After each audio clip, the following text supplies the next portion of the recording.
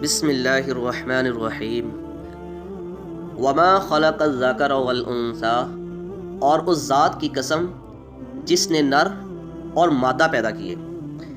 اللہ پاک نے دنیا میں کوئی بھی چیز جو ہے نا وہ سنگل پیدا نہیں کی، کسی بھی چیز کو ایک نہیں بنایا، جوڑے کی شکل میں اللہ پاک نے پیدا کیا ہے۔ آپ اس میں انسان دیکھ لیں، حیوان دیکھ لیں، نباتات دیکھ لیں، جمادات دیکھ لیں، کوئی بھی چیز آپ دیکھ لیں، آپ کو وہ سنگل نہیں ملے گی۔ اگر درخت ہے تو ان میں بھی میل فیمیل ہوتا ہے، اگر کیڑے ہیں وہ بھی میل فیمیل ہے، جانور ہیں وہ بھی میل فیمیل ہے۔ ایون کہ اللہ پاک نے دنیا میں پیدا ہونے والی کوئی بھی ایک چیز جو ہے وہ سنگل پیدا نہیں کی، اس کو جوڑوں کی شکل میں پیدا کیا۔ جنت ہے اور جہنم ہے، جوڑا ہے، جنتی ہے، دوزخی ہیں، یہ بھی جوڑے ہیں۔ اب اللہ پاک نے آگے جنت والوں کی اور جہنم والوں کی تین خصوصیت بیان کی ہیں۔ ان سعیکم لشتی، کہ تم لوگوں کی کوشش طرح طرح کی ہے۔ اللہ پاک فرمانے ہیں کہ تم جنتی ہو یا جہنمی ہو، دونوں کے جو کام ہے وہ الگ الگ ہیں۔ جو جنتی ہے اس کے لیے جنت کے کام جو ہیں وہ آسان ہوں گے، اور جو جہنمی ہے اس کے لیے جہنم کے جو کام ہیں وہ آسان ہوں گے۔ یہ ہم آگے پڑھیں گے۔ فَأَمَّا مَنْ أَعْطَىٰ وَاتَّقَىٰ، تو جس نے اللہ کے راستے میں مال دیا اور پرہیزگاری کی، یعنی اپنی پاکٹ کو، اپنی جیب کو جو ہے وہ کس کے نہیں پکڑا، اس پہ ہاتھ نہیں رکھے، اس کو ڈھیلا کیا ہے، اللہ کی راہ میں مال کو خرچ کیا ہے، جو حلال رزق کمایا ہے اس سے اس نے غریبوں مسکینوں کو کھانا کھلایا، ان پر خرچ کیا اور نیک کاموں میں وہ مال لگایا، اور یہاں تک کہ نہیں کہ پھر اس نے اس کو عیاں بھی نہیں کیا، پرہیزگاری کی ہے، چھپایا اسے، اس بات سے کہ لوگ مجھے اس نظر سے نہ دیکھیں کہ میں بڑا متقی ہوں، جی پرہیزگار ہوں، میں نے اتنے صدقے کیے ہیں، اتنے خیرات کیے ہیں، میں نے اتنے لوگوں کو کھانا کھلایا۔ ایسا نہیں ہے۔ وہ متقی ہوتا ہے، پرہیزگار ہوتا ہے، ڈرتا ہے اس چیز سے کہ کہیں مجھ سے ریاکاری نہ ہو جائے اور اللہ قیامت والے دن میرے اعمال کو جو ہے وہ رول کر کے میرے منہ پہ نہ دے مارے۔ وَصَدَّقَ بِالْحُسْنَىٰ، اور نیک بات کو سچ جانا، یعنی جب اسے پتہ چل گیا نا کہ دین حق ہے اور اس پہ میں نے چلنا ہے، تب جو ہے وہ اس پر مشکلات بھی آئیں گی، لوگ اس کے خلاف بھی ہوں گے، مارے بھی پڑیں گی، آگ پر بھی لٹایا جائے گا، کوڑے بھی لگیں گے، گردنیں بھی اڑائی جائیں گی۔ دین پر چلنا اتنا آسان نہیں ہے۔ تو اسے نیک بات پتہ چلی اور اس نے سچ جانا، پھر اس پر وہ ڈٹ گیا۔ فَسَنُيَسِّرُهُ لِلْيُسْرَىٰ، تو اس کو ہم آسان طریقے کی توفیق دیں گے، یعنی ہم اسے پھر صبر دیں گے کہ وہ ان تکالیف کو جو ہے وہ بڑی ہنسی خوشی سے، بڑے کھلے مزاج سے وہ اسے ایکسیپٹ کرے اور اللہ کی رضا میں راضی ہو۔ ہم اسے وہ تکلیفیں برداشت کرنے کا حوصلہ دیں گے۔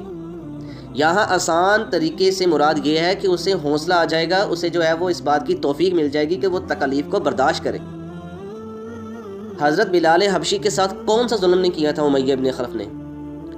عمار ابن یاسر رضی اللہ تعالیٰ عنہ کو، جن کے والد اور والدہ دونوں اسلام کے پہلے شہداء ہیں، تو کیسا صبر دیا پھر اللہ پاک نے انہیں۔ وَأَمَّا مَن بَخِلَ وَاسْتَغْنَىٰ،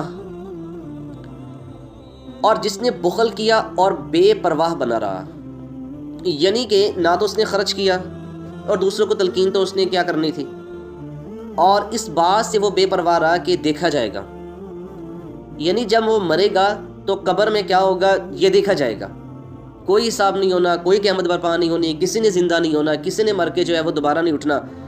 تو وہ اس بات پہ جو اکڑتا تھا کہ جب تب دیکھا جائے گا، یہ ظلم کرتا رہا، زیادتیاں کرتا رہا، مال جو ہے وہ ناحق کھاتا رہا، یتیموں پہ مسکینوں پہ وہ ظلم ڈھاتا رہا، اور اس بات پر وہ اکڑتا رہا کہ میرے ساتھ جو ہوگا میں خود دیکھ لوں گا، کیا ہونے والا ہے، کچھ بھی نہیں ہونے والا۔ تو شیطان نے اس کے دماغ میں یہ چیز ڈال دی تھی کہ یہ سب جو ہے وہ قصے کہانی ہے، یہ جو پہلے لوگ گزر چکے ہیں یہ ان کے قصے بیان ہو رہے ہیں، کچھ بھی نہیں ہونا، کوئی قیامت نہیں برپا ہونی، کوئی حساب نہیں ہونا، کسی نے دوبارہ نہیں اٹھنا، کوئی جنت نہیں ہے، کوئی جہنم نہیں ہے، بس یہی زندگی ہے اور یہ ہمیشہ کی زندگی ہے۔ وَكَذَّبَ بِالْحُسْنَىٰ، اور نیک بات کو جھوٹ سمجھا، یعنی اس نے اسلام کا مذاق اڑایا۔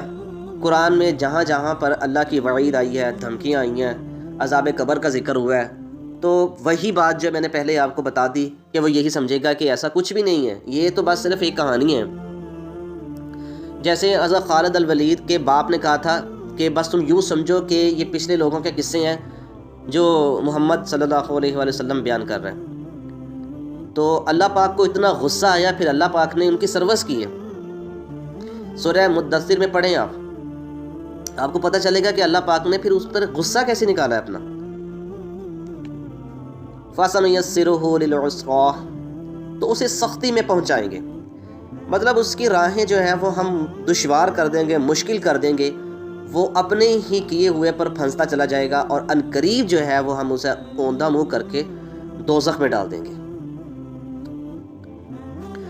وَمَا يُغْنِي عَنْهُ مَالُهُ إِذَا تَرَدَّىٰ، اور جب وہ دوزخ کے گڑھے میں گرے گا تو اس کا مال اس کے کچھ بھی کام نہیں آئے گا۔